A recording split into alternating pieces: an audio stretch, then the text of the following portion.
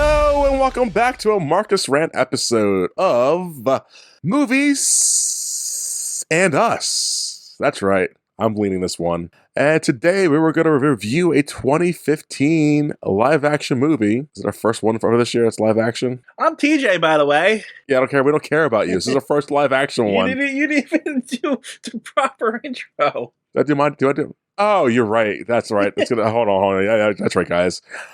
Welcome to Movies with Us, and I'm Marcus. And I'm TJ. And this is the movie review show that reviews time movies from the beginning sometimes. And today we're reviewing there we go. You happy?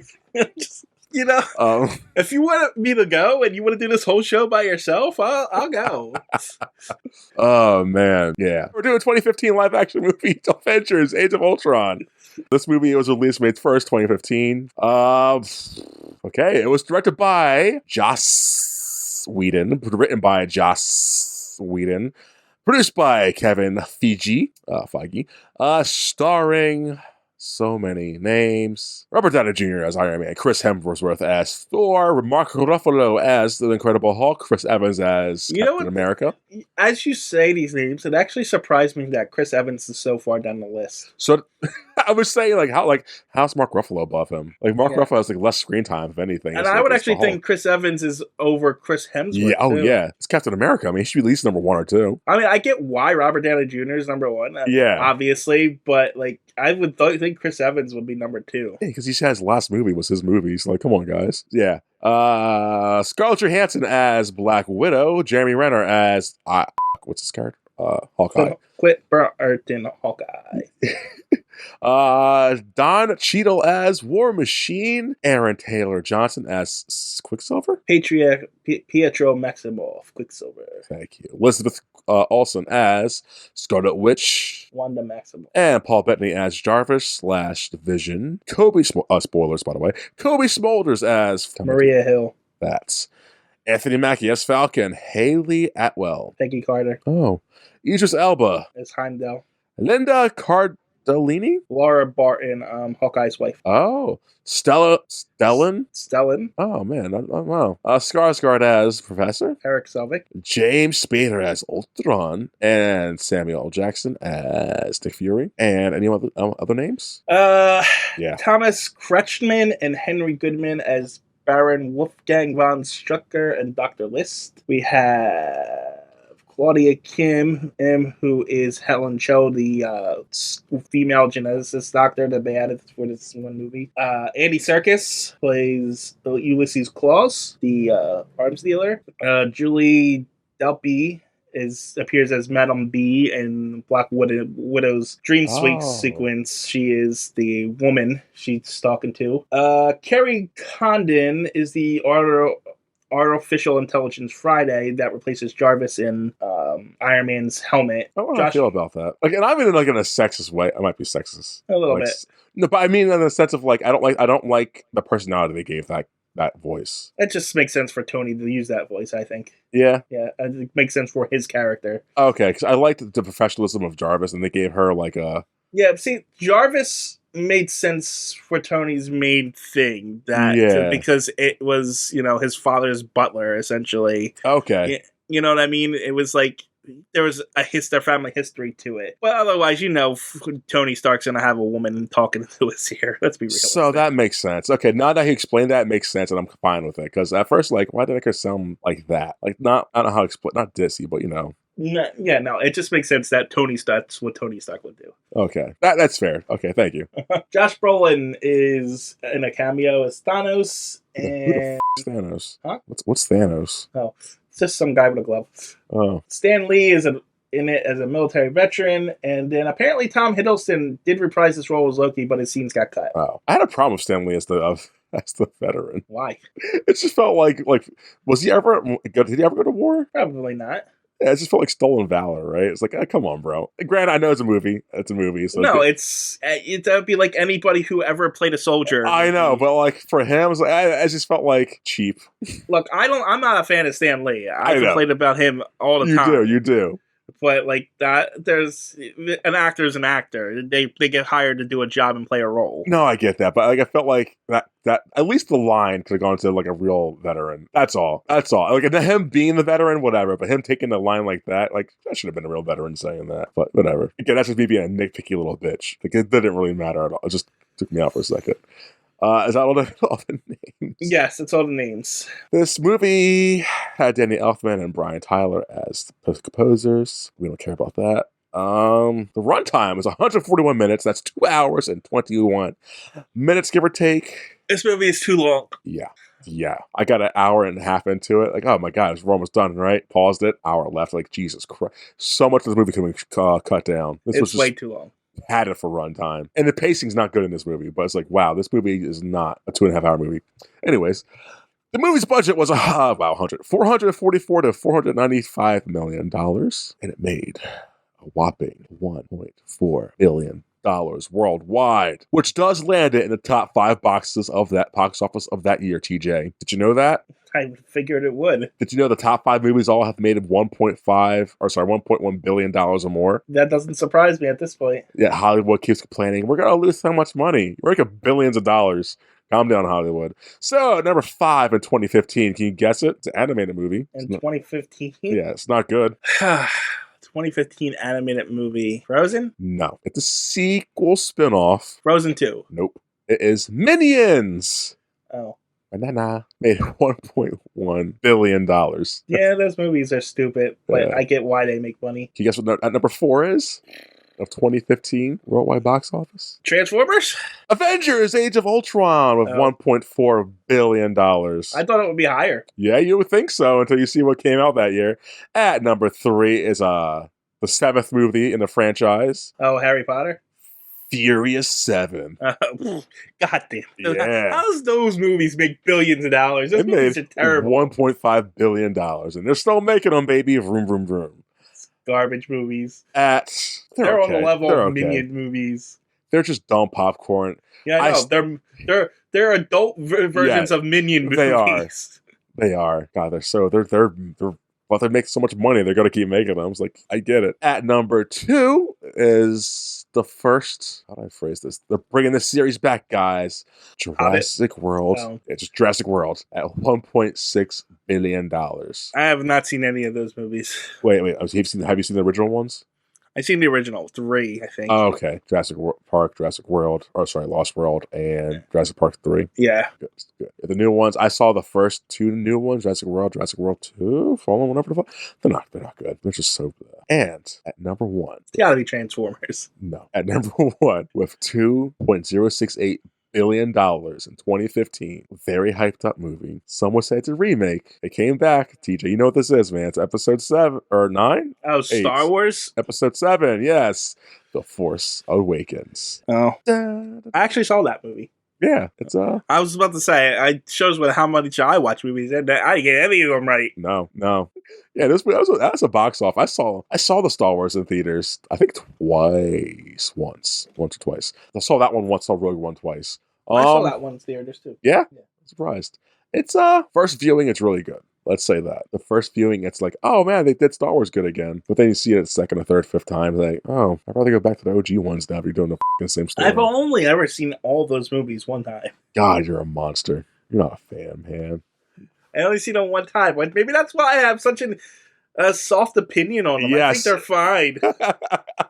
I know I'm in the minority with the new things. I thought they were fine. That's fine, because like we all say, like when these kids grow up, they're gonna love those movies. Like they'll be apologizing for it, and that's fine. Like they're bad movies, but I get why people are apologizing. I wouldn't even say they were bad movies. I liked all of them. They're not good. Anyways, this isn't a Star Wars podcast. They're not good movies. But you refuse to do that. Because it's gonna be like 18 hours for each episode of us arguing why each movie is not good. Yeah, that's the box office. Anything else about the box office? I don't have anything about the box office. That's your stuff. That's your thing. Yeah, we'll keep going, but I think we have more movies this year, right? Yeah, yes. I don't think we have anything else in the top 10, do we? We shockingly do not. Oh, I could have done 10. You're right. So let's go number 10. Yeah. Number 10 with $600,000. 600,000 gross. The Martian, starring Matt Damon. Oh, that's the space one, right? Yeah. Is that the one? Hold on. Is that the one? That's the one where he's trapped on Mars or something? Yes. I only know the previews of it. Same. I know I think it's based on a book. Yes. At number 9 is a movie you should know. It's a sequel, last of the movies, with $653 million is The Hunger Games: Mockingjay Part 2. Oh. Last of that series. They only did 3 books of that? Hunger Games Catching Fire. And then, was it Mockingjay and Mockingjay? I guess so. It would have to be if it's part 1 and part 2. They always cut the last book in half. Was Mockingjay book 3, part 3? I would assume so if they cut it in 2. But, was the first 2 just Hunger Games and then Catching Fire? And then Mockingjay? Probably. I feel like I'm missing one, but I don't know. I'm not a fan of the series like that, so. I know it's weird. When they did the Twilight series, only the first book in the Twilight series is called Twilight. Yeah. And then it's Breaking Dawn or some shit like that. So it's not like Harry Potter where everything's subtitled Harry Potter something. Yeah, true. So I don't know if Hunger Games is the same way or if each book had a different title or not. At number 8 is Mission Impossible: Rogue Nation with $682 million. Never seen a single one of them, and that still makes me upset. They're good. They progressively get better and better. Those movies. At number 7 is an animated movie called Inside Out. That's animated. Oh, Inside Out. That's animated, right? Yeah, it's the one motion one. Yeah, it's the one that everyone liked. Yeah, never seen it. That made $857 million. What's up? Me neither. Oh, really? Nice. I don't remember the last. What was the last Pixar movie that I saw? Was it Frozen? That wasn't Pixar. That was Disney. Oh, okay. Nope. Moana. That's Disney. Nope. How to Train Your Dragons. It might have been Toy Story 3. Wow, you're crazy. I think that's the last one that I saw. That's 2010. 2010-ish.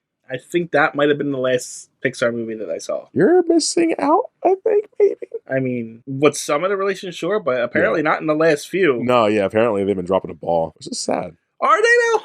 I mean, they're still making money. I mean, I from what I was reading, they're not making a lot at the box office, but they're making it up in streaming. Yeah, but it's not good. And it's people not seeing them because of outrage tactics. Yeah, politics, culture war politics, probably. Because that's what I've been getting a lot. So I don't know if they're actually bad or not. So I don't know. No, neither do I. But I've heard mixed things. But I do know that that Turning Red one, people were upset about because it's about periods and stuff. And then who cares? The other outrage one was there was another animated one where there was a gay couple in it or something. Buzz Lightyear. No. And then there's they're pushing, because I get the outrage. They're pushing agendas that they don't need to push. So I understand. Do we really need the messaging of LGBTQ shit and equal rights?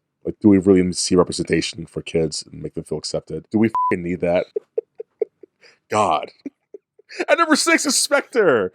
Is what? Spectre, the 15th James Bond movie with 880. Oh, Spectre. Yeah, but it should have made $880 million. Yeah, I haven't seen that one. You haven't seen any of them. I've seen the Casino. I've seen most of the Disguise, Daniel Craig ones. Casino Royale, that other shitty one that came out right afterwards on the writer's strike. Quantum of Solace. Quantum of Solace. The one after that, which was the Adele song one. The last one I saw was Quantum of Solace. Oh wow. Yeah. They're solid movies. The ones I've seen every other one. I'm proud of you. We gotta get you exposed to the early James Bond. Eventually. No rush. Because, the way you feel about me not seeing Mission Impossible, I feel about you seeing. I know. We should definitely do that thing, but it's a lot of movies. Anyways, that's a top 10 box office out of order, Tarantino style. Support equal rights, guys. Back to you, TJ, for behind the scenes. I mean, nothing really spectacular. The only thing I really found interesting is that Mark Ruffalo trained with Andy Serkis for the motion capture for Hulk. Oh, that's cool. Yeah. So I guess that's why he was in the movie. Yeah, that's pretty cool. I talked about this off screen. This isn't they only took the name Age of Ultron from the comics, and just because he liked the name, Joss Whedon took it. But the story is not based on the Age of Ultron storyline. You being you who likes to read the comics, what's the difference, TJ? I didn't read it. What? You can't do that to the fans? Because there's no comparison to make. There's not one singular story arc he followed? No, he literally took from decades of Ultron stories, which means I would have to read every single Ultron story in a week, which was not happening. Well, what am I paying you for, man? Come on. You're not paying me at all.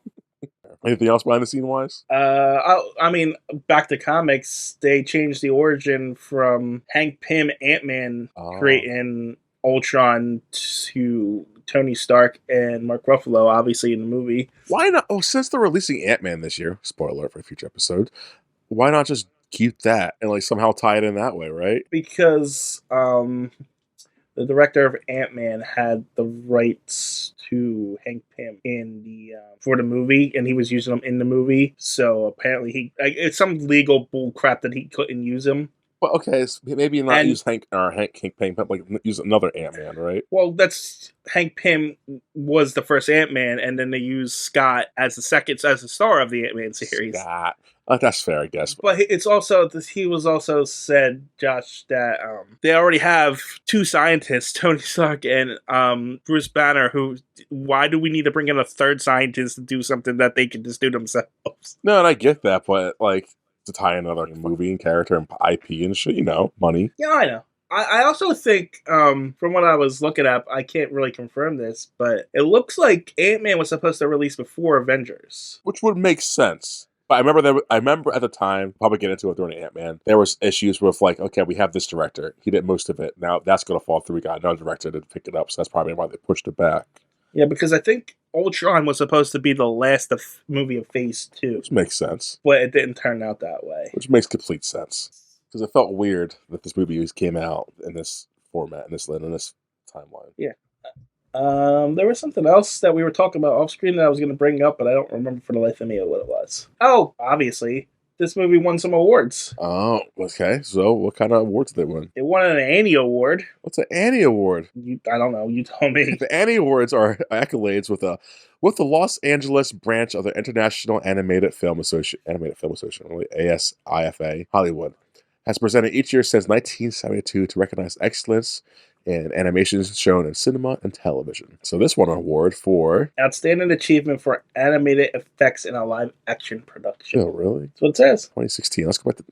Really? After that box office I just read to you, really? This one? Oh, sure. Okay, whatever. It also won 2 Golden Trailer Awards for Best Summer Blockbuster Trailer and Best Sound Editing. I didn't know that was a thing you awarded. So. TJ. What? I'm going to say this right now. One of my favorite movies in the past decades came out this year. At number 21 in the box office of $374 million, which is too low. Mad Max Fury Road. Okay. The trailer was so good for that. The visuals were so good. The audio was astounding for that. Even this episode 7, Star Wars, the trailer was like, oh, Star Wars, we're hyped up for this again. So you're saying this shit fucking movie, it's not even shitty, I'm just being bombastic right now. This movie won that award? Well, my first question is for Fury Road, was it released in summer? What was the release date? A shady release date? May 15th. No, so it's not a summer blockbuster. Okay, hold on. Let's see what Star Wars. Star Wars was December, so that's not summer either. I'm pretty sure that was December's look. Star Wars was December 18th. Wow, I remember that. Wow. But still, why have such a specific award then? That's so stupid. No, but that's what it says. Best Summer Blockbuster Trailer. That is dumb, but okay. Fair. Point taken, I guess, huh? That's stupid. Anyway. Best summer, a.k.a. What's summertime? May? June? I don't know. Can I move on to the next award, please? Sure. Chris Hemsworth won a People's Choice Award for Favorite Movie Actor. What? He was like barely in this one. Yeah, but he's, Chris Hemsworth. Was he even shirtless at all in this movie? So how would people pick? He was like in that water at one point. What water? Where it shows him where he went back to see his dreams. Was he shirtless in that? Yeah, he took off his shirt to go into the water. And that's not me objectifying. I just know that's how they usually judge shit. So that's how they judge things. That's why I was Have curious. you ever seen a Thor movie where he didn't have his shirt That's off? like that. That's like, I don't remember him being ever shirtless. I remember Chris Evans tearing the wood apart, which was like, damn, that's muscular. I need to get like that. But okay. They also won a Saturn Award for Best Film Costume Design. What was it good? Oh, I guess Ultron. Not Ultron.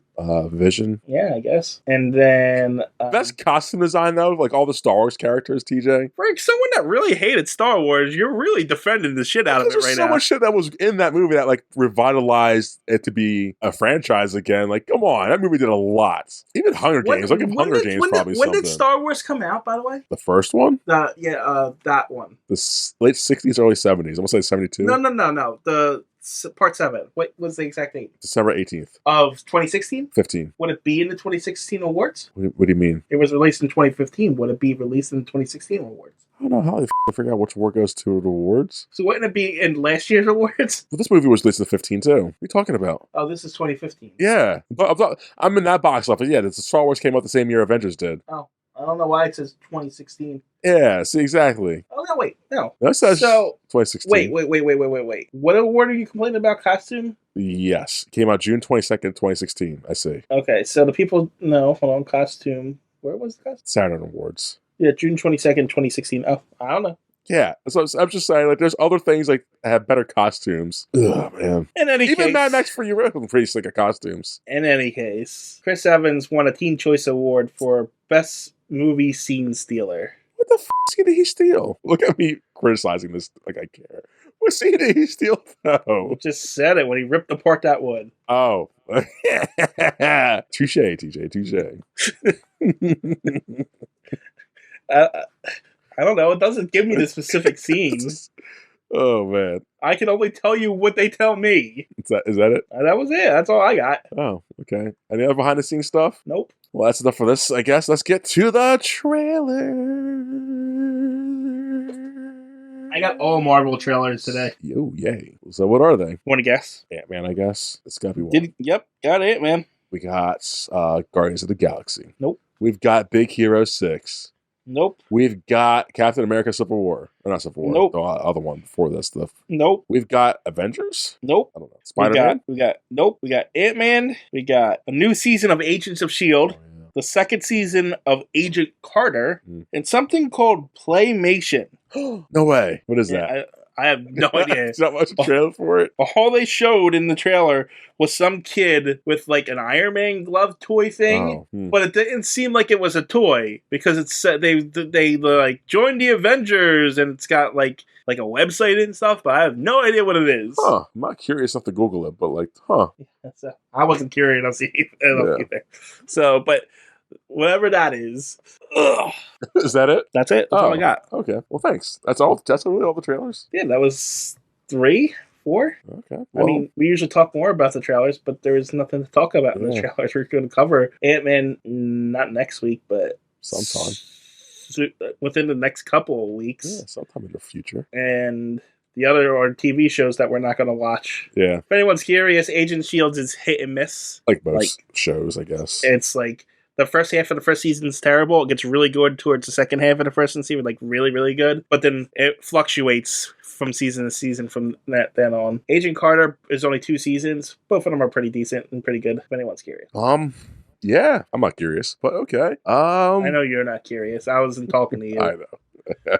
Okay, I'll say this right now before we get into this. I thought it's weird that... Oh, that was the other thing about the behind the scenes. What? There's only one post-credit. Oh, yeah. Joss Whedon said he didn't think he could beat the Shawarma one from the original Avengers, so he didn't want to do a second one, so he just put The Avengers Will Return.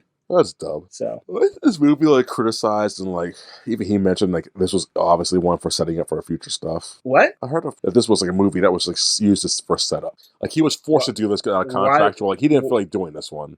He just had to do it. Not that I mean they were actually not even sure if he was going to take the role again. He didn't have to take it. Oh really? Yeah, he actually decided he says in one of his quotes he said that he had more things to tell of what these characters and wanted to do it again. Really? Yeah. Okay. I mean, people do complain about this movie, though. They think it's the worst Avengers movies.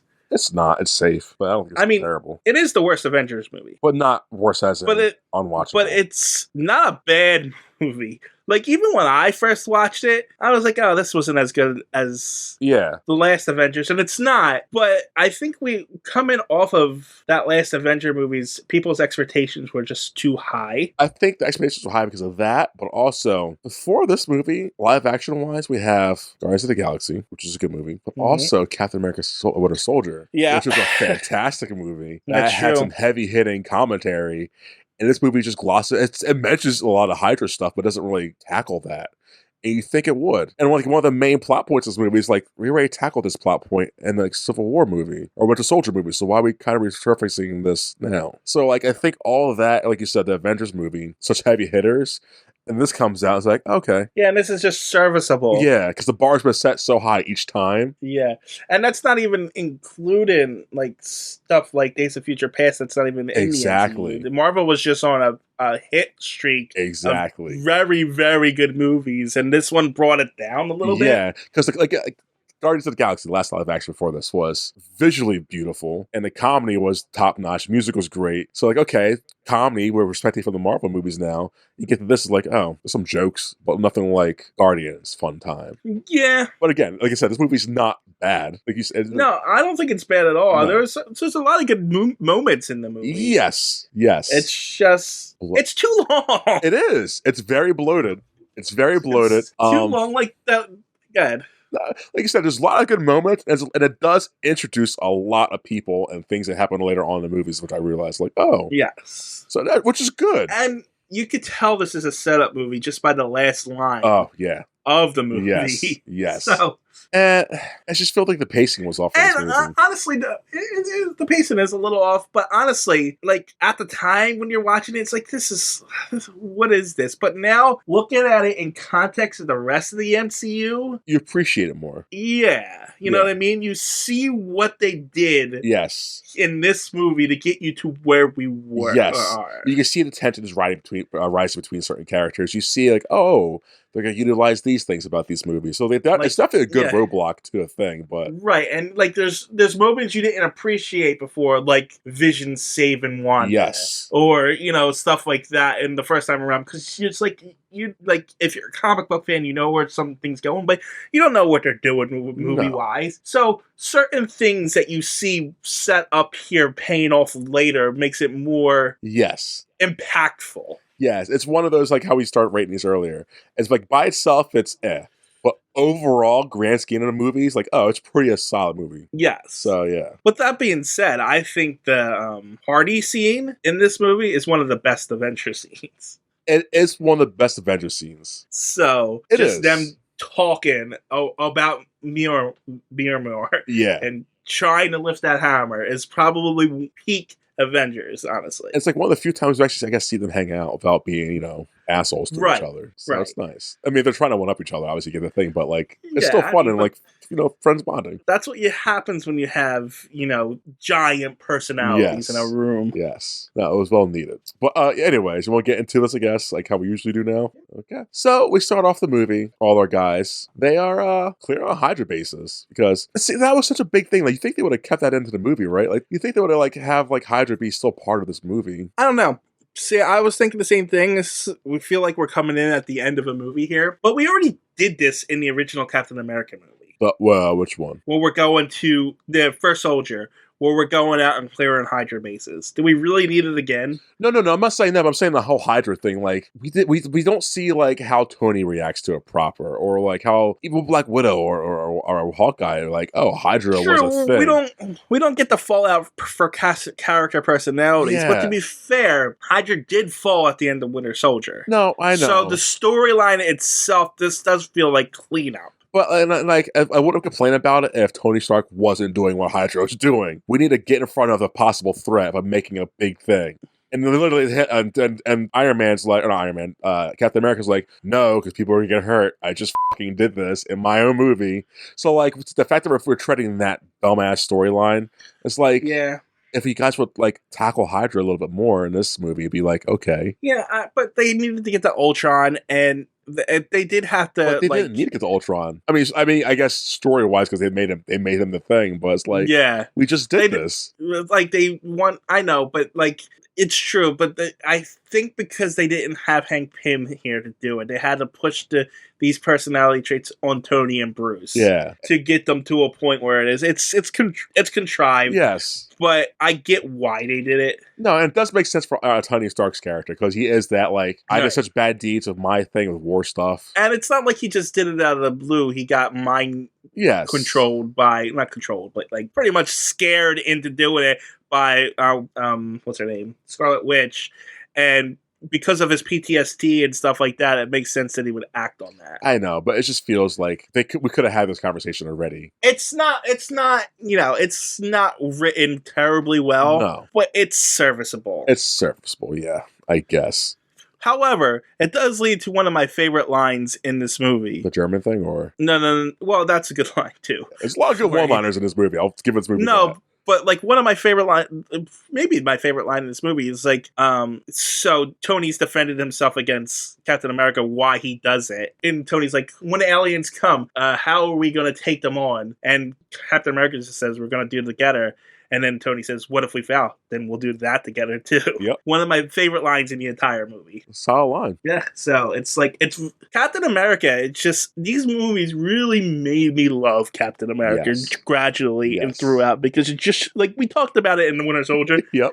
But man, every time he is just such a good character, especially the way they wrote him. It's like, he's just like, yeah, I mean, we'll fail, but we'll do it together. That's just how it is. I was like, God damn it, I'm gonna die for the country now. Like I will go to war for him. Like this man, this guy, he gets it. Yeah, it's like he's not like exactly. He makes you want to. Yep. He's not going to sugarcoat it, but he's not going to talk down to you. Like, hey, we might get our ass kicked. But any other person, it would be like, oh, you're just kind of being, you're just moral high ground kind of guy. But he's Captain America, so it's like, no, he's making the point. Yeah. You know what I mean?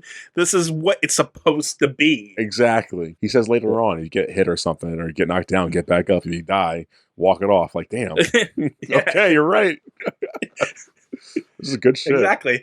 Yeah. I like even another line at the end of the movie. I'm not leaving this island with a single civilian on the island. And I even Black Widow has a good line. Yeah. In response to it, it's just like, well, I never said we should leave. It's like shit. Yeah. Like these make you like these characters. Like, oh, these are heroes. They're good. Yeah, they accept that they're sacrificing themselves to save as many people as they can. Like, damn. Yeah, it's. I mean, obviously, we know they're not going to die. But you know, that doesn't matter. If they, if that situation was going to happen, they would do that. Yeah, I'll give the movies that though. Like as a criticism, like I think they should. I know they do it later in the Infinity War because they can, but kill some characters once in a while. Well, they did kill off a character here. Kill off some characters we like, actually. That's not introduced in this movie for one time and then dies. Yeah, I know, but I just met that character. I have no connection to that character. I know, and I agree, but I don't think they could have killed off any of the other characters. No. They all have movies and stories to. I know contracts and money, But not even that. But like, it just sort of. I mean, it's a comic book. You don't want to end those stories prematurely. But that's very true. But some kind of gravity. Like they killed Coulson in the first one. Cool. Kill someone. Like give us something else that we like and root for. Then kill them again. Like I don't know who else she would have killed though that would have hit any differently. Like Hawkeye? At least And I like him because we met his family in this, so I'd have been sad to see him. Like, oh no, we just met his family. I know, but here's my problem with killing off Hawkeye. Yeah. Going into this movie, everybody thought Hawkeye was going to die. I guess you're right. Yeah. Everyone's like, "Oh, Hawkeye's dead in this one," and they played that up in this movie. They did. It was like if they followed traditional movie tropes, they even gave Hawkeye what's it called? He redeems himself in this movie from the last one because everyone else gets mind control in this one except for him. So he gets redeemed here. Yeah. So it's like it's set up for Hawkeye to die. That's true. And like I said, they show his whole family. Like, see, I got a wife and kids. I come back to them all the time. Like, oh, this guy's gonna die. Yeah, exactly. You're right. And I'm actually glad they didn't do it because I actually really like that Hawkeye show that came out. No, yes, but see, there's that. But like, I don't know. Like, no, and plus, there is a point for Hawkeye in this team, and they make it in this movie. No, I guess I can't. Do not kill one of them. Maybe give us some red shirts who we actually care about that will die. I definitely get the hesitation of like just killing people because they kind of expect that at a certain point. But no. Like, I think Quicksilver was actually a good choice because they gave him a heroic moment. He saved Hawkeye when we thought he was going to die. That was a twist. Yes, that was the twist there.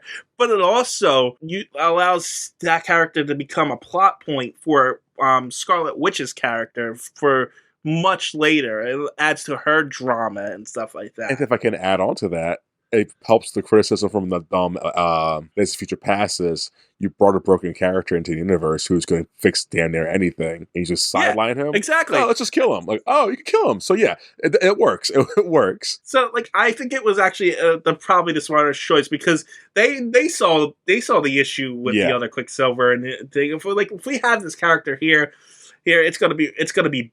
We're gonna have to figure out why he's not doing things. It and takes stuff a lot like of that. good writing to bullshit him why he's not doing anything he should be doing. Exactly. Yeah. So killing him off here, giving Wanda a reason to pretty much break down in later movies and stuff. Yeah. And then showing off that it's actually a redemption story for him and Wanda in this. Because he died saving it, and then Wanda, pretty much is willing to stay behind. And then her losing her brother, she's the one that kills Ultron. Yeah. No, yeah. And that surprised me. Like, how does Ultron die in this movie? Like, oh shit, she did it. Yeah. I mean, technically it's Vision, but... Yeah, but she's the finishing blow, or, No, I mean, technically Vision's got the finishing blow. Yeah, you're right. Like, the main core of what Ultron was is destroyed by her. Yeah. And honestly, the relationship between Ultron and the Maximoffs was pretty decent. Maybe I just wanted more of them, and like maybe could like have more character with Quicksilver to make him like, oh, I'm sorry that character died. Because I mean, I think if we really got more of the relationship between the Maximoffs and Ultron, because they had good chemistry together, and I did feel it when Ultron in that last scene with Ultron and Scarlet Witch, where Ultron's like trying to appeal to her, and she's like, "You already killed me once, by killing my brother." So because they're twins, that they can feel it. Like she felt that in her soul when it happened. Like her last connection to people really was him, and family and everything. Our past. So yeah. Anyway, go ahead. Yeah, no, you're good. You're good. You're good. I like talking like this. So yeah, the movie starts off with the Avengers trying to get to the cleaning out Hydra bases, just trying to get the Spectre from Loki. That is it the stone, I guess, still, or no? Or just Loki Spectre? Well, we find out in this movie that Loki Scepter has the Mind Stone. Scepter. Okay. Yeah. Yeah, that's why he was able to control people with it. Which is cool. Adds on to it. Which is cool, but it feels like we're just throwing all the Infinity Gems in here. I don't know if that's a retcon or not, though, if that was always planned. It feels like a retcon. It feels like a retcon, though, but mind control with the Mind Stone, maybe it wasn't. Maybe it wasn't, but, like, I do give at least Joss Whedon, I give him credit for being a good, smart writer like that, but at the same time, maybe not that smart. But who knows if it was even him or if this was a Kevin Feige plan the whole time. You know what I mean? Or maybe they saw, like, in a fan forum, a theory, and like, that's a good theory, we're making that our thing. Like, but at the end of the movie, Thor does say 4 Infinity Stones in, like, the last couple of years, something's going on. Yeah, true. So, implying that someone else is behind everything. But this is a lot of things. I guess, because Loki did get the scepter given to him. And that's true. And the stones have been a thing since the Avenger movie. Right. And Guardians, so I guess. So yeah, the Ether was the whole Guardians thing. So, and them trying to get that. So I guess it was a lot of things were in play. Yeah. So that's fair. Makes sense. I guess we should give them credit, huh? Yeah, I guess. So anyways, after they clear out this base and get this, they get it back. Like we talked about, Tony wants to build a protection against future and evils because he hasn't learned his lesson about being preventive about shit. Well, like I said, because Wanda put that fear of everyone dying but him in his head. Oh yeah, true. What else character development wise here? We learned that somehow redhead, not Scarlett Johansson. Oh god, I guess we got to talk about that. Yeah, it's just forced relation bullshit. The Hulk is garbage, and this. if everything we've been talking about the good things, Yeah. but this relationship between Black Widow and Hulk out of nowhere is stupid. Again, as part of the, like, if they would have like developed that throughout the movie, I guess, or something, and like somewhat focused on it. Like, last time we saw Black Widow, she was flirting with Captain America, Exactly. and sure, it was they were just friends, and they clearly made sure there was that, but there was no indication. Nope. This just came out of left field. It's like, what? All of a sudden, we're doing this now. And it feels so forced. It did. It feels like she has to like someone because she's the female character, right? It's just like, yeah. And like, what about Bruce makes her whatever? Like, I'm not trying to be that guy, but like, and again, that's my whole thing. Why Bruce? Yeah. It's like they had like barely any interactions, exactly. And it's like he tried killing her in the first one. Yeah, I don't know. It was stupid. Yeah, and I never understood it. But yeah, she likes him and he likes her, I guess. And the other characters are pretty much the same. And it's like they're trying to compare the two as monsters, and it's like they're trying to make her feel so bad and evil about what she has done, but to be fair, she is kind of a monster. She's an assassin, and it's not totally her fault, but she was brought up. Yeah. But she made conscious decisions to do that.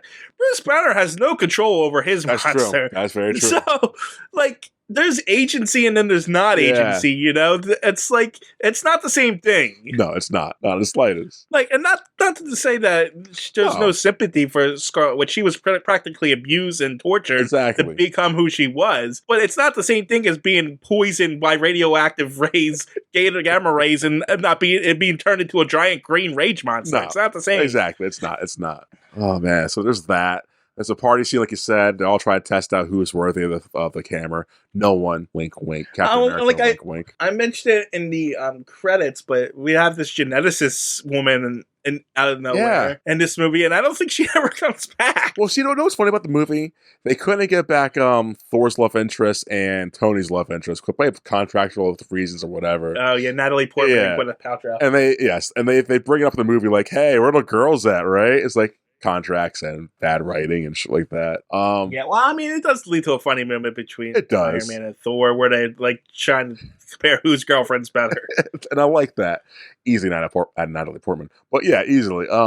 But yeah, during all this, we get in Tony and Bruce try to make it Ultron, the ultimate defense technology AI thing. It awakens while they're partying. He kind of kills Vision. Which is general. Wait, what? AI.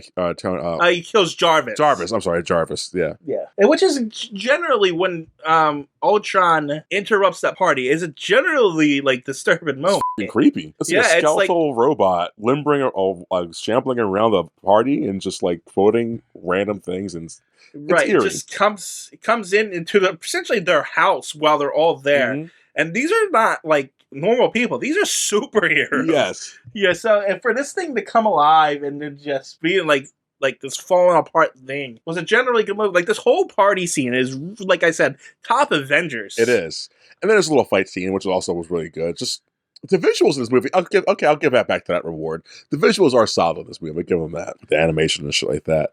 But they kind of kill. Another good moment is when, like you're about to say, they kill Ultron, and then he goes into the internet, and then you just get the slight Pinocchio, no strings on me. Oh, so good. Oh, see, another thing they introduced. So that he makes his body. His whole thing is, I gotta go to Wakanda, get you vibranium. What's it called? Vibranium, yeah. Is there antimanium? This is where we get introduced to Wakanda. Yeah, exactly. So they bring in Wakanda into the world, which goes into the next. Is it Captain America next one, or whoever the next one that bring him in? Civil War. He comes. Yeah. So this movie does set up a lot of shit and establishes a lot of like, hey, this is a big world, guys. And they established Andy Serkis in this. Yeah. Who is character in those movies. Yeah, it's like, wow, this is good, consistent. They even give us a reason why he becomes the character he does when he gets his arm punched exactly out. So this movie, I give this movie a lot of credit for that kind of stuff. And people rewatching this movie, people saying Ultron's not a great villain. He's a great villain. I liked him in the first time I saw him. Yeah, for some reason I remember that was a problem with this. It was. I remember. Yeah. But if you watch this performance and how James Spader plays Ultron, Like, he is just a confused, rage, petulant child who was just born. As he should be. He's a child of Tony Stark, of all people, who he's very like, I am not that guy, but kind of am. Like, this is a great villain to have. Where he just accidentally cuts off Yes. Andy Serkis's arm is a great moment. Yes. I think people are upset because it's like another creation of Tony that goes bad. But like, it's a great villain. I wish they would have kept him around if possible, because he's a great antagonist to have. I mean, you could always just bring Ultron back at any point. They need He's to. just a program. They need to, because I generally, because he was chewing the scene, James Spader, and all this. Like, this is like phenomenal. I never understood the hate for Ultron. Like, I was underwhelmed the first time I watched it too, but now, like, rewatching it, I'm able to see. Yeah, I've always liked it. So yeah, Ultron's just exposition. He said the twins like, "Hey, help me do my thing." And you guys will be rewarded, I guess. I wasn't really paying attention. No. But how do I do? He sent them a message, and they thought he was a guy, but when they realized a robot, they didn't have common cause to destroy the Avengers. But I guess he tells him his plan of like, right, and they tell him why they hate Tony Stark and stuff, and we get their backstory. So that's why they join together to help destroy the Avengers, which is great. Kill the Avengers, and so yeah, that's their whole motivation. And then the team goes to intercept them. It goes bad. They all get brainwashed. Besides Jeremy Renner's character. Oh yeah, so yeah, and then we get the whole Hulkbuster moment. Yeah, it should have been a better scene, I feel, but I just felt they added to the runtime. I remember it being better than it was. The feelings I had about this movie when I first saw it still resonate now. Like, I always thought the scene was underwhelming. I just thought it was like, okay. Like, I remember especially the Tony Stark one-liners in this being much funnier. They're terrible. But I mean, they're not terrible, but they're like played out by this point. I'll say they're terrible in retrospective to like compared to Guardians of the Galaxy. Like, that was a not funny maybe, but it was like Rocket Raccoon was fun. Tony Stark is like, shut up, Tony. Yeah, but like Thor has better one-liners. Captain America has better one-liners. Tony's like, eh. But like because we're used to the Tony Stark formula at this point. That's probably true. Yeah, it's like this was the first time we're getting introduced to this snark and this yeah. Anytime he gets like put in his place in a moment and he's like, oh crap, like that stuff is actually funny on its own, but because we're so used to him doing that, because you have to figure, what's this, the 5th movie we've seen him in? Yeah. So, I mean, like the fights seem fun, it's just, I don't know, it was just a little lacking. But like I said, maybe it's just because there's too much familiarity at this point. Maybe it's because it's just long, too much anime. Like, maybe it's just like, we've seen it. It was, yeah. It's like, how can we make this movie longer? Fight scene, like, it just falls into the animated movies, what they do. Well, like, even the Hulk and Hulkbuster fight was too long. Yeah, so I'm saying, like, this scene was just like, do I need this? And this is after already like the whole mind control section. Yes. Of the thing, it's like the mind control section where they're going into their minds. It's both too long and not long enough. Yeah, yes. Like, they focus on the wrong things to make it long. And things they should be like talking about, like, don't need that. Like, no, give me that. Like, they show Captain America like on a boat trying to dance with Penny Parker, but they don't give us really any context of what he's afraid of there. No, I guess what I mean. He's got to make your own connection up. The only one that was done even halfway decent was Black Widow, because they really focused on her backstory here and everything that's going on. Like, like, seeing that, it was like, you could probably watch a Black Widow movie when it's being raised into. That'd be a good movie. You know what I mean? Yeah. Well, after that, they all go and retreat. Why did they run away? They didn't run away. The Ultron got the vibranium. But why did they go to the hideout? Because they got their asses kicked and they're recovering, and because Hulk destroyed a city, everyone's like, there's arrest warrants pending and stuff like that. They're just kind of in hiding to regroup. But like, why not go to a helicarrier? Like, I know that I'm just saying, like, why not like reference more of the Hydra shit? Shield's not. It's hot. There are no more helicarriers as far as they're concerned. I know. They don't know any of that. Who doesn't know that? They think, as far as they're concerned, Shield is gone. All their resources are gone. It's just this movie feels too disconnected from last Winter Soldier movie. That's all. Not Winter Soldier. Yeah, Winter Soldier. It just feels like that should have been more for like a relevant thing. Like, it is, and I agree with you. But at the same time, like, this is a film of immediacy. Yes. So, like, you could have focused on that if you didn't just create this killer AI that's now in every computer in the world trying to get the nuclear weapons code. This is kind of an immediate thing that needs to be taken care of now. There's no really time to focus on anything else. Well, it goes back to my problem. Like, why create this robot that we just had this problem? I guess. I know. That's the thing, though. They didn't think they did. Like, Tony and Bruce did try to do it, but they thought they had failed. This was an accident. No, it is, but Tony's thing was, let's do what Hydra did, but better. Right. And he attempted to do so because of the fears that were placed in his head, because he thinks that he's going to be all of his friends are going to be killed in front of him. I don't know. It's just, I don't know. I'm just not sold on that, I guess. Anyways, we meet Jeremy Renner's family. He's going to die, guys. I mean, I don't know why you're not sold. Not Robert Downey Jr. Tony Stark does not learn his lessons. No, he does, though. He does, though. He doesn't, though. We've seen this movie. Okay, whenever he's like gets handed something, he's like, I don't get handed things anymore. He does learn his like immediate reactions like that. He does learn his lessons. He learns his lessons until he regresses back, which he always does. Which is like not good character development, but kind of is. It's just his arrogance and his ego always overcomes the lessons that he supposedly learned. Well, maybe that, or maybe it's like he's overly paranoid, so he doesn't like fully think some shit out, I guess. Well, there's that too. Maybe he's definitely over paranoid because of the PTSD and stuff. He's got a general fear of aliens invading. And as he should. So, like, wanting to protect the Earth and building something to do it, and for someone who that's what he does. Yeah, that's what Hydra was doing too, though. Yeah, but like. So I think so, like, that dialogue, we should have been better and stronger between him and Captain America and Black Widow, because they just went through this Zach storyline. Like, hey, Tony, please don't do this. Oh, you're saying Hydra?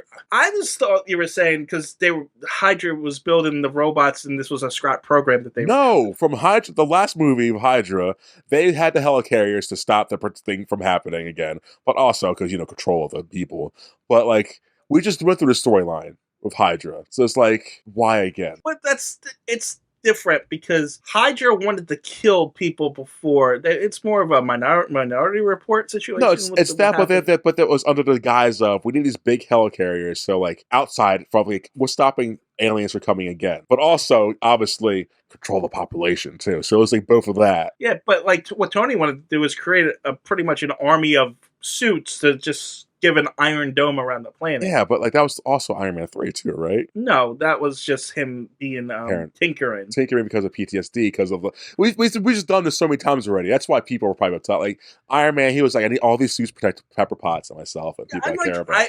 We have done it in versions, and they could have done it differently, but it is different variations on the same thing. It's the same thing nonetheless, though. Yeah, that's true. But like, how else do you get to Ultron? If you're going to do Ultron, how else do you do it? Hate him, or like, yeah, but like, not make him what we've already discussed. I know, so then don't put yourself into such a we gotta do the thing now, no matter what. Like, you guys yourselves there. They got themselves into a situation that they couldn't get themselves out of, so they did with the best of what they had. Or like have someone else make him by accident and not Tony. And but then it feels like, what, the Avengers are being not incompetent that this happened. I mean, yeah, like to have some other evil scientists across the world. See, it seems like that feels like, we got this another generic scientist just doing evil things. Or not even evil, a scientist who is genuinely, I'm afraid, and I don't trust Avengers enough. I can think I got it. Again, you can't trust the man because the Hydra just did their thing. I can make my own sentient AI to do the thing. Does it, creates Ultron, and Ultron just goes Ultron-y. I disagree, because then we got some random guy that we don't even know or care about here. What's wrong with that? We just created this guy here. That's how you get introduced to somebody. But he could be like an established DC or MC. The whole point villain of the Ultron story is to have personal stakes into it, and to have one of the heroes create and to pretty much screw up and make a problem of the find another hero in the comics then. But we already have established these characters. If we bring another character in to do it, we have the same problem, because we just met this guy. Why would we care about this guy? You make us like him. You make him charismatic or likable or whatever it be. See, if you're going to do that, you need a whole separate movie with that character leading up to him creating Ultron. Not really, because it could be just a side. This movie's 2.5 hours long. They can allocate the time and rewritten this movie to make that characters develop. Like if they just saw Hydra do Hydra thing, but then you don't have the hero aspect to it. Because then people are like, oh, so this guy's supposed to be a hero in the comics, and now he's just this idiot who created this AI. Yeah, he's a very smart man. And maybe Ultron killed him. No, it could have been a Frankenstein situation. Oh, my creature just killed me. Then you just killed off a character from a comic for no reason. Or maybe make him a new character for the movie. But then we have someone that we don't care about. But he dies in the process of making Ultron, but Ultron now exists. And then what's the point? And Ultron is just doing the same things with no connection to any of the characters. Why is he killing the Avengers? He's not killing the Avengers. His whole thing is, I'm just trying to destroy the planet because humans get in their own way. That is so boring. It's like, oh, another robot trying to destroy the world. What? I agree. Like, I do like Ultron's connection to Tony. But right, it's just something we've seen so many fucking time already. Like, I don't need that. Or maybe he hates the Avengers because he thinks the Avengers brings the evil, which you can say that. It's not the same thing because this is the first time one of his things came to life and started to become an actual all threat. Of Tony's problems have come from him. Obadiah. Right. What was the second movie? Was it the dumbass Mandarin? No, Whiplash. Whiplash. Number 3. Not even a Mandarin, the guy who funded the Mandarin. Like, oh, you were mean to me one time, Tony. It's just bad writing. I'm not gonna lie. Like, it's all been like, oh, I've been mean to somebody. My dad's been mean to somebody. I would argue that it would go back to him not learning his lesson. That too, but it's like this is not helping the case. But that's the point of contention in the Ultron things. Tony Stark is being an idiot, and everyone else is suffering the consequences. And I think you can still carry that over to someone else. Someone else makes Ultron who has scanned all the data in the metaverse and on the internet, and has realized, oh, Tony Stark's a problem because A, B, C, and D. Thor's a problem because his brother's Loki, and Loki brought into the invasion. We're focusing on the fact that Tony Stark did this, and they did it in the movie too. But Bruce Banner did just as much work. And Ultron can say that too. Bruce Banner's bad because he's the Hulk and he's unstoppable. So would you feel the same way if it was a focus on all Bruce Banner? I was thinking that while I was arguing this. I was saying this, and I don't think I'd be upset about that. But would his character be like that? Sure, maybe. I don't know if it's his MO. Not without the push from Tony. Exactly. That's my whole thing. No, I'm saying I think the story is fine for where it is. I don't think it is. I think they're rehashing it. Some elements from it, but we haven't seen something of him that he's created come back and bite him in the ass. Literally all his Iron Man movies. He's created the Iron Man suit, and everyone's adapted that thing and try to do it for their better and for their own evil endeavors. That's different because they're stealing his technology. This is something that he created. Yes. That's something he birthed in this world. Yes. This isn't some bad guy coming in. This is practically his son, essentially. Avengers. That tower you made out of ego, we're going to use that for a portal, Tony. You're the problem of everything, Tony. So again, if some scientists... No. You can't blame that on Tony Stark. Tony Stark was creating clean, sustainable energy for that. And just because it was the most technological, that's like saying anything that is ever created is on that person because someone else came along and used it for bad. Creating an AI that's going to help us defend things turns bad on you. It's the same thing. I'm just saying, you have someone create Ultron out of fear of that bad things can happen. Ultron scans the thing. It's just following the blueprint. He scans okay, I found out why human race is bad. It's the human race itself. But also, these A-tier heroes are also extremely problematic and bad because one's a brother of someone who brought the alien invasion. The other one is a billionaire who makes reckless billionaire destructive things. Another one's a scientist who turns into a Hulk. Another two are assassins. I want these guys dead because these guys are also a problem. And they're also in cahoots and connection. One's a super soldier from German history. These all guys have connections to Hydra too. And my creator who made me was afraid of Hydra and aliens. These guys were there for all this shit. I want all these guys dead. So that would make sense. I disagree because I think it would make Ultron super generic because the only reason why he is as engaging and energetic as he is because he's part Tony Stark. Yes, but also no. Yes, he's part Tony Stark. So that's nice. That's helpful. The only reason why he's not another generic villain, what was the elf name in Thor: Dark World? Do you remember? No, but he was generic because he was. Do you remember the name of the guy in charge of the Mandarin. Guy. That's the guy. That's the guy. That's the Exactly. name. Exactly. Yeah, but like That's when you boil it down, almost every villain's very generic. But that's my point. The fact that he's interesting is only because of the things that were implemented here. And if he was just some random other guy, he would be like, "Oh, another boring thing." I don't think it would be boring. I think it would have. No. It's at this point. They did not know how to write a villain. Yes, I'll give you that. Yeah, so they keep killing them all because I don't know what to do with this. They didn't know how to write a villain, and the only reason why they were able to write this one is because they had a roadmap because they already know who Tony Stark is. Yeah, but it doesn't make this a great villain though. Like I enjoyed this. I love this Ultron. I'm not saying he's a great villain. I'm just saying he's not a generic, forgettable villain. Well, I don't think my villain would have been generic and forgettable. Yes, it would have. It would have been generic and villain because he would have the personality of some no-name scientist that we do not care about, with a personality that we do not get to know because he's dead already. But he doesn't need the personality. He doesn't. It could be just Ultron being Ultron, but himself. So it'd be Ultron being a generic robot? Yeah, sure. No, see, that's stupid. That's done 1,000 times worse than anything. But not in this movie, though. Not in this series. But that doesn't matter. It would be even worse because it's been rehashed by very, very generic standards. Yeah, but it's not generic. Yeah, but if you write it well and competent enough, it won't be bad. Like, okay, yeah, it's a robot who wants to do genocide of humans. Who hasn't seen that? I disagree. Terminator. It's like Terminator, but like, okay. I disagree. Let's just agree to disagree on this because I just don't agree with your... And that's fine. Cause I barely agree with my own thing, too. But like, I'm just tired of seeing Tony Stark's bullshit bite him in the ass and everyone else's ass. That's all. Fair enough, but I mean, that's the story. I know. That's why criticism against it. But like, where do you go? What's the next step for Tony Stark? What do you mean? Like, in his character at this point, this is still the next step of his character. How we got down this road because there was no communication between him, Black Widow, and Nick Fury, and like 3 characters in this movie were just in this situation. And it's like no one sat down Tony and talked to him about what Hydra just did, which probably would have been fine because probably would have fed into Tony's paranoia more so. But like no one just sat this motherfucker down. I'm sure they did. We didn't see it. Yeah, that's true. We didn't see it, but we also didn't see them raid the thousands. I know, but that's my thing. Like this movie's still so disconnected from that big ass event we just saw, and it's literally just two live action movies away from that big ass event we just saw.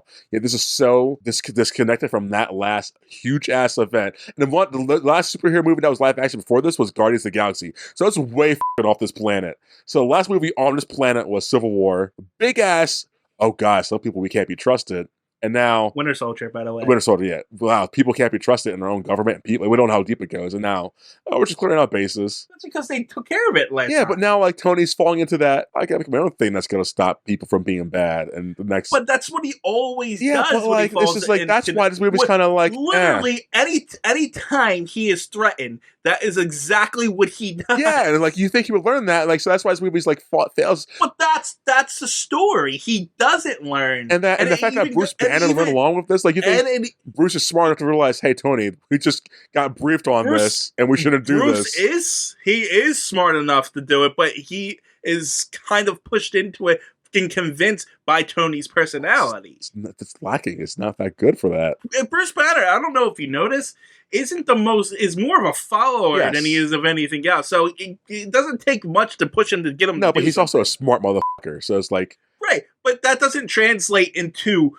common sense. It doesn't, but at the same time, Hydra just did Hydra's thing. That's all. This movie's just came out after Hydra. It's like, I think for it to follow the same beats of like paranoia, it makes like this shit happen again. But like, it gets repetitive. It does get repetitive, but this is the next step for what Tony's going to eventually do in the follow-up movies, in the next movies, and the next movies. Because he did this is why Civil War happens. This is why he goes to the Sokovia Accord, because of his fuck-up, because of everything else.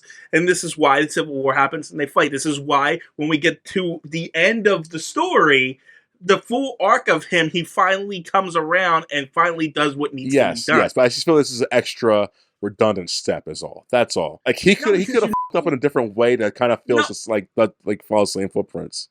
I disagree because this here puts the entire world in danger. Yes. He screwed up so badly here that it puts him in a position where, okay, we can't do this anymore. I have to be on the side. Well, maybe you're right, but maybe as if they just would have harped on the Hydra shit more instead of just saying it as like dialogue that's thrown away. But like, what? I don't understand what you want more of Hydra. What more did you want of? You just wanted more scenes of them talking about what happened with Hydra. That or people like the aftermath, just the proper aftermath. Don't see the aftermath of what happened with Hydra. People changing hands, government officials being taken out, or like this guy was Hydra, he's gone. Like just like this, just seeing how bad how disrepair Shield is actually from after Hydra. Well, like again, I think that is done all in Civil War because this movie is like I told you earlier, is a movie of an immediacy. Yeah, but like still, like the lines are throwaway lines from Hydra. I was just like, yeah, it's immediacy, but at the same time, like they could have emphasized more how bad Hydra and that shit was. And they probably tackled it in the show, and just hope that people watch the show. Not really. I mean,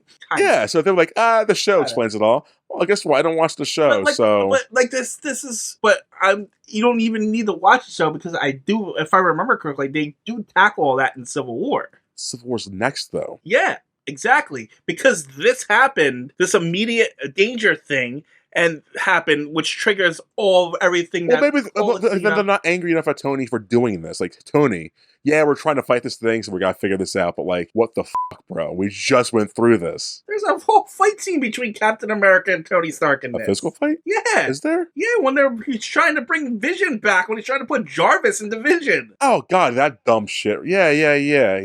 No, they do get in a fight. It needs to be more. It's not enough, I guess. Maybe it's the pacing that's pissing. No, it's just it just needs to be more. Look, I'm not trying to say this movie's perfect because there's definitely lacking in scene and stuff and substance in a lot of areas. But the overall arc and story plots, I think, are fine. I don't know. Maybe like Tony Stark's too much of a good guy in this movie for me. I actually think Tony Stark is not a good guy at all in this movie. He's too much of a. I think he is. I think he's actually too much of a bad guy in this movie. Not clearly, like not for me. I think I got a different impression than you are because everything he does in this movie is self-serving and to his fear. Yes. So I was like, okay, this guy is clearly like not thinking straight and is not doing the right things. I don't think it was portrayed well enough, I guess, for me. Or like maybe it wasn't just like the rug pull of him doing his like shit. Like he's manipulating Bruce Banner to do these things. He's doing things behind the rest of the Avengers' back. He's doing things on his own authority without the senses when Captain America is supposed to be in charge. Yes. So maybe I have to watch the next one so I can see the true aftermath of this. Because I just didn't get that sense of him being dickhead. Everything you're saying is factual. He is doing those things. But there's just not like in your face enough for me to be like, this guy. He literally did it all behind their back on screen. Yeah, I guess he you're not like he did. He did. They showed a montage of them doing the science stuff. Yes, behind their back. Yes, you're not wrong. But I guess it wasn't in my face enough. Like this guy's a piece of shit. Like I don't know. Well, you're not supposed to get a piece of shit. You're supposed to get a guy driven by his own fear and arrogance. There's something about it that wasn't portrayed well enough for me. Like, I don't know, man. I just didn't get it. And it makes sense. It's not like saying the movie suffers dramatically from that. I'm just not saying that you're wrong in your opinion of it. It's just I didn't get that myself. And I thought it was fine overall. I have problems with it when you start to zoom in. Like with what? Like the overall plot points are fine. It's just like the movie's bloated and the individual scenes take you can cut a lot of this movie out. You can. And maybe that's what my problem is. Maybe if you cut this movie down, you can see his bullshit more so, I guess. Like the fight scenes just go on and on in this. So it's like it's like the animated movies what they suffer. If the animated movies didn't have fight scenes, they'd probably be entire movies and better movies. So I think this movie suffers the same thing. So like overall, I get it. Like if you looked at the script for it and just like the general plot of it, I think it works fine. It's just all the additions that kind of Anyway. I don't know where you were, but go ahead. Jeremy Renner shows up to their family because they're in hiding. So I forget why they were in hiding. They're hiding because they got beat and they need to be in hiding. Or they need to recover. Recover because the Hydra thing, its shield is dismantled. And so there's like a 20-minute like, hey, we're in a barn scene, and this is. It's bloated. Like we don't need all this. Like it's bloated, but like this is character development here, and you know what I mean? And it's good character development. Like we get scenes between Tony and Cap and we get to see Hawkeye's family, and we get Black Widow stuff and stuff. It's like it's necessary, so I don't think you would want to cut it out. No. But the movie does pause here. Yeah, it does pause. It slows down dramatically here. Like I can't without argument. Like that's just like that comes to a halt. Like this is where you can take your bathroom break at. After that, they discover. I actually disagree with that because like this is the stuff that's drawing me in. Like this is drawing you in, yes, because you care about characters. Like, most people don't care about character development. But like, if I'm gonna go to the bathroom, I'm gonna go during one of the fight scenes. Yeah, so people aren't going to the theater to see character development. They're going to see epic fight scenes. I don't think everyone's going there for epic fight scenes. If I'm going to pay $20 for a ticket to see a big screen movie, making it worth my time and money. And that's not me saying I hate character development. I'm all for character development. I told you about Batman. Let me see a whole hour and a half movie of him doing paperwork and trying to figure out how to save Gotham. I'm gonna watch it. Like, give me talky stuff. For instance, like while they're all fighting in over the vibranium, where they're just fighting more generic robots again, it's like, okay, bathroom. The Hulkbuster fight. I don't need to see this. Yeah, Hulkbuster fight. I mean, I can see why people would want that's fan service, but like I'm not here for this. I gotta take a piss. So those are the scenes you go, yes, but like also for a person who doesn't care about like characters and now like, and that's me saying for this movie. In Civil War, you sit through the conversations because they are conversations worth sitting through. This one, you can kind of miss some conversations. I disagree. It's just because the conversations that are there are needed. I just don't think there's enough of them. Do I care about Jeremy Renner's character and Scarlett Johansson's like talk about babies and family? Do I care about that? No, like that can be cut. Exactly. Do I care about? But when we're talking about Ultron discussing his motivations to the Maximoffs, and that's only like a 4-minute scene, it's like sure you got your point across, but you could go deeper. Yes, but that's fine. Yeah, those kind of conversations I'm for. But like this, that's what I'm talking about. Like when Tony and Cap are cutting wood together, that scene can go a much. No, I agree. Like whenever those two are always butting heads, give me 3 hours of that. I'm happy. Ideological differences like that. Let me see it. But again, like the other side conversations that are like, but like don't care. Some of the side characters, even the him to talking to the Black Widow about his kid, that gives Jeremy Renner, Hawkeye, stakes. Now he's got another kid on the way. It's things are very true. You know, I'm good at the bathroom when that's happening though. Like you're very right. Like yeah, when they disappear in Infinity War, he goes on his little killing rampage. I get it. Yeah, your family's gone now. I get it. But right now, they're here, and you have a kid coming away. You might die in this movie. I gotta pee real quick. That's what I'm saying. That's all I'm saying. But that's another thing. Everyone thought Hawkeye was gonna die in this movie, so this is just building that up. Oh look, now we got this scene here. Yes, I don't know. It's just some of that's escapable. That's all that is. Again, I will praise some of the dialogue, like the one-liners and the conversations they had. I will praise that for sure. But some of it in a 2.5-hour movie, I'm good. I'm not being stimulated enough, or it's not clever enough sometimes for me to actually like sit through and like need that. That's all. I don't know. I thought the slower scenes were fine. Yes, but that scene paused the movie enough for me to go pee. That's all I was saying. It does feel like it's action scene, slow scene, action scene, slow scene, action scene, slow scene. It does have a rhythm to it, which is very boring. Yeah, the pacing's not fun and good in this movie. So yeah, we're all over the place with this. We are, and we both pretty much feel the same about the movie. We have different gripes about it for sure, but we feel the same about the movie. After that, what happens, TJ? Thor has a vision about some bullshit. That is just all plot contrivance garbage so that they can bring Vision to life. That's essentially what's happening. Yes. They need vibranium so Ultron can build Vision's body, because he's going to put himself in that body, but it doesn't happen. And then the Avengers ended up bringing Vision together because the Scepter had the Mind Stone that allowed them to create Vision. And Vision's amazing. He's a great character. Love it. Then there's the big... Oh, well, I mean...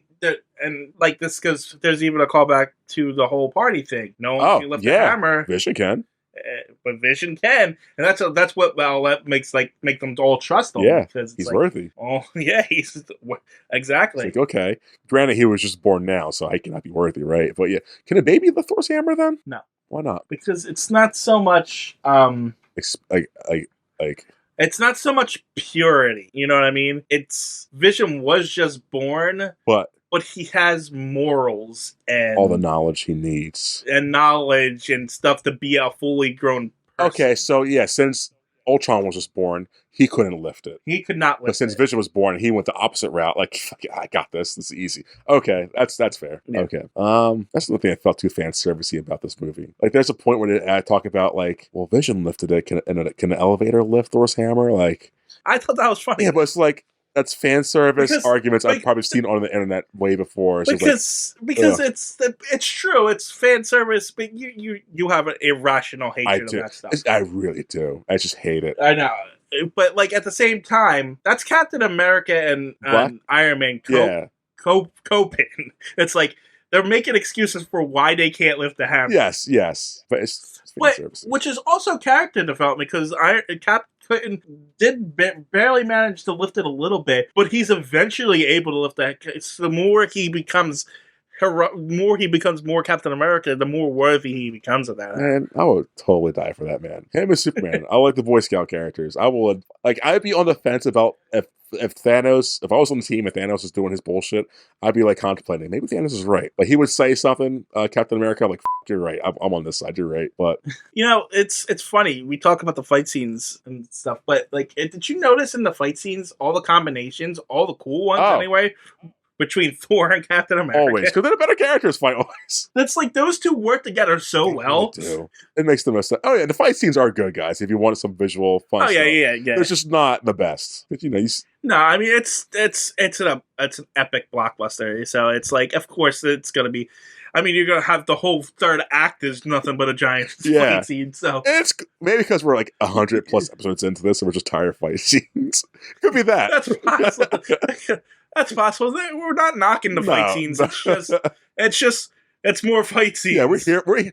I'm here for character development. Don't let me be shitting on it and say otherwise. But I do like character development and story. But just like, and it's fun. Like it's some of the unnecessary action scenes that bother me. You know what I mean? Like, of course you're gonna have the hour epic third act fight scene at the end. Yeah, it's just gonna happen, and it's always awesome. But it's like it goes on a little too long sometimes. It's at certain points because formulaic. Like, okay. Yeah. But it's cool, the different combinations of Cap's shield and Thor's hammer and then Scarlett Johansson or Black Widow picking up the shield and using it. And like, when they add more characters like Scarlet Witch and Quicksilver, they got more powers to look at now. It's fun. And like, Ultron's plan is, I'm going to lift a section of the world up.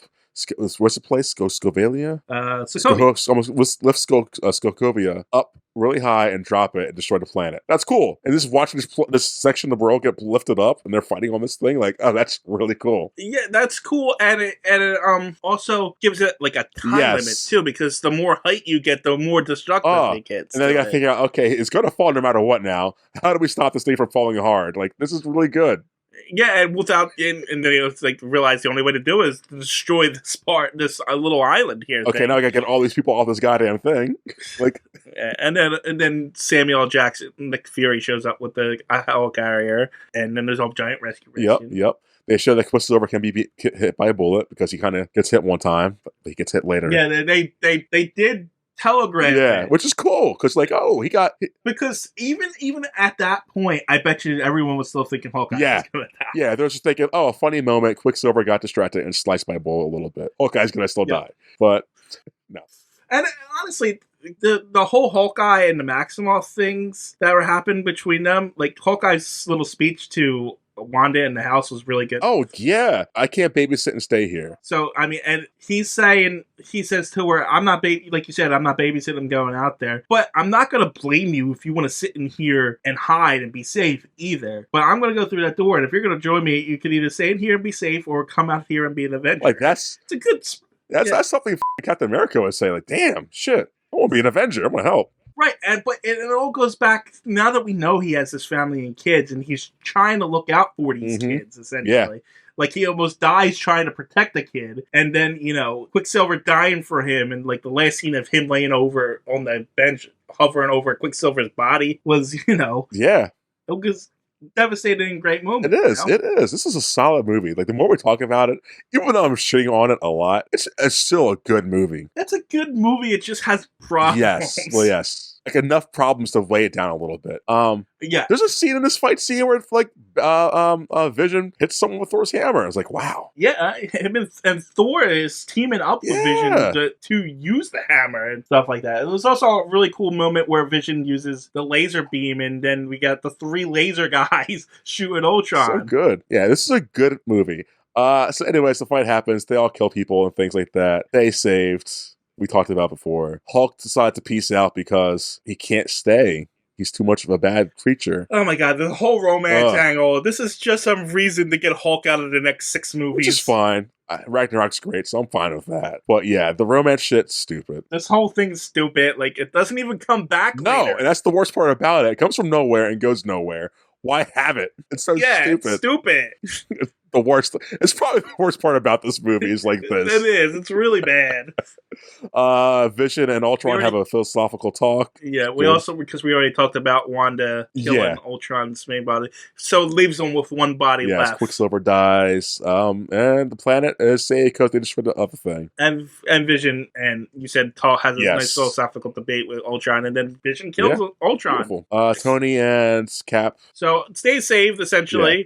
We're going to find out in later movies that major consequences come from all this. Which is what I want, and it's why I wish there was more from the Hydra thing. That's all. But yeah, now we got a new Avengers facility, I guess because the old tower is still busted. I guess in the Hydra thing, so they had to find somewhere else? I guess. I don't know, that tower got attacked a lot. Reasons, yeah. And the new team's going to be Warhammer, Falcon, Wanda. Vision. I remember when this got released, people were like, it's all brown people and females, huh? I remember this. I was like, oh yeah, people were bitching about this. Okay. But that's not true. We got Captain and Black Widow. Yeah, the 2 white leads, yeah. People were so upset. Exactly. I remember this. He says Avengers, and credits roll. Avengers, what? Yeah. Wait, we can't use that line yet. We need that for the last movie. Yeah, and it's worth the wait. It's definitely worth the wait. And then there's a credit scene, a mid-credit scene of Thanos grabbing the gauntlet and like, I'll get it myself, guys. I guess I got to do this myself. Yeah, again. And that's the movie. And the movie ends because there's no post-credit scene. Yep. But yeah, that's Avengers Age of Ultron. We complained about it, but it's still an MCU movie, and they're always, even the worst are always fun. No, because the worst was the Iron Man ones, right? And they were not fun. Yes, we didn't give it a bad score. No, but I remember not liking. Was it the third one? That one was trash. The dumb twist in it. Yeah, we hated that twist, but overall, the movie was the action was fine and stuff like that. There's still a quality to it. Yeah, there's still obviously money thrown at it to be a well-made visual movie. Yeah, and actually thinking back on it, we thought Dark World was going to be the worst. It was solid. But because of that third act saves it because of the teleport. Yeah. So I guess Iron Man 3 was the worst. It was the worst. Because the third act ruined it with that dumb twist. Yeah. Stupid. But Age of Ultron, what's up? I wonder when we get to the newer movies and how bad people say they are. I wonder what people say about them compared to Iron Man 3. Oh, yeah, good question. Because that was the low standard. Yeah. That and Dark World are like the low standard for the MCU. But now people are just shitting on some of these newer ones. Well, I think it's because, PC people and being anti-PC. Yeah, the culture changed. And the standards are so high because of Endgame. Yes, that's fair. Because Endgame was the thing. And now we're just like, we're doing less than Endgame. Like, well, yeah, we got to start from somewhere. So it's that too. But I'm curious. Yeah, so am I. But anyway, just talk about Ultron. Solid movie overall, honestly. Some nitpicks here and there, but solid. Yeah, what are you giving it? It's hard. Okay, so as a standalone by itself, it was just scoring the movie itself without counting all the other shit afterwards. That's fair. Yeah, that's fair. I'd given it 2 scores. Like as itself, it's probably a 5, maybe a 6 on a good day. Now, overall, in the grand scheme of things, 8, probably an 8, honestly, shockingly. I actually disagree on both numbers. Oh, go for it. Because I think I'm at a 6 on the movie itself, by itself, just flat. And then I think I'm at a 7 overall. Oh, relatively close, though. Yeah, but yours are wider apart, mine are more tight. No, that's fair. Yeah, it's fair. I think this movie needs the whole universe to let you know why this movie's worth being interesting. But I even think with that, it's still just a stepping stone movie. For sure, but I think it's a solid stepping stone movie because it introduces so much shit for the next ones. But I don't think it's an 8. I just don't think it's Guardians level or Ooh. I guess we gave Guardians higher, didn't we? Did we? I'll give you that. If I give Guardians higher, this stands. If I give Guardians an 8, which I don't think I did, this is a 7. Because this movie does, the pacing I know isn't good. I know I gave Winter Soldier a 10. I don't remember what I gave Guardians, but it's probably a 9. It had to You know be, what? You know, right? I was talking about my ass. Yeah, this movie's a 7. You're right. Just because, like, Winter Soldier is fantastic, Guardians is good, and this is like pacing, love interest shit. Yeah. There's a lot of things in it that I did not like enough for me to like. What's worth? This is definitely, it's just a solid, good. It is. I'll say, you know what? F it. I'm gonna agree with you. 6-7, maybe 5-7, but definitely something 7. Yeah, it's worth the watch. Maybe fast through some things, but Yeah, maybe. Yeah. I don't know. I have a aversion, like a aversion to fast forward, and So do I. No. So, and like another thing that you do that I have aversion to is not watching it in one sitting. well, I stopped doing that. So, And but you can do that. and or I can't. easily, especially if it's something I've seen before. Like, I'm gonna pause this shit.